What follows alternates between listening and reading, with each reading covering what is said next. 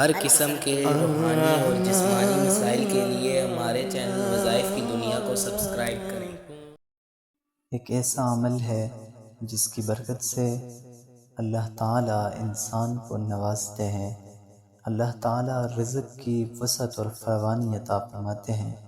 اس عمل کی برکت سے اللہ تعالیٰ انسان کی دنیا اور آخرت وسیع فرما دیتے ہیں، پرسکون زندگی عطا فرماتے ہیں۔ یہ ایسی قرآن کریم کی آیات ہیں، ایسے الفاظ ہیں کہ جن کی اللہ تعالیٰ نے قرآن کریم میں قسمیں کھائی ہیں۔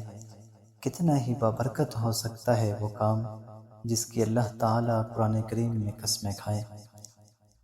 علماء لکھتے ہیں کہ یہ عمل ایسا مجرب ترین عمل ہے کہ اس کے کرنے سے اللہ تعالیٰ انسان کو اتنا نوازتے ہیں کہ انسان اللہ تعالیٰ سے جو دعا مانگے اللہ فوراً قبول فرماتے ہیں، اور ہے بھی انتہائی مختصر اور آسان عمل ہے۔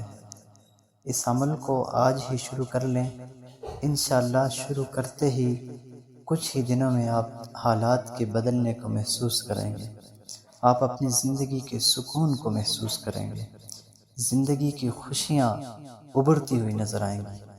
بہت ہی مجرب، بہت ہی بہترین عمل ہے، اور بہترین کیوں نہ ہو کہ قرآن کریم کی آیات ہیں، قرآن کریم کے الفاظ ہیں، اور پھر انسان ان الفاظ کو، ان آیات کو، رب تعالیٰ کی ربوبیت کو، رب تعالیٰ کی کبریائی کو سامنے رکھ کر کے ان الفاظ کو پڑھتا ہو، ان الفاظ کا ورد کرتا ہو، تو پھر کیسا یہ عمل محبوب نہیں ہو سکتا۔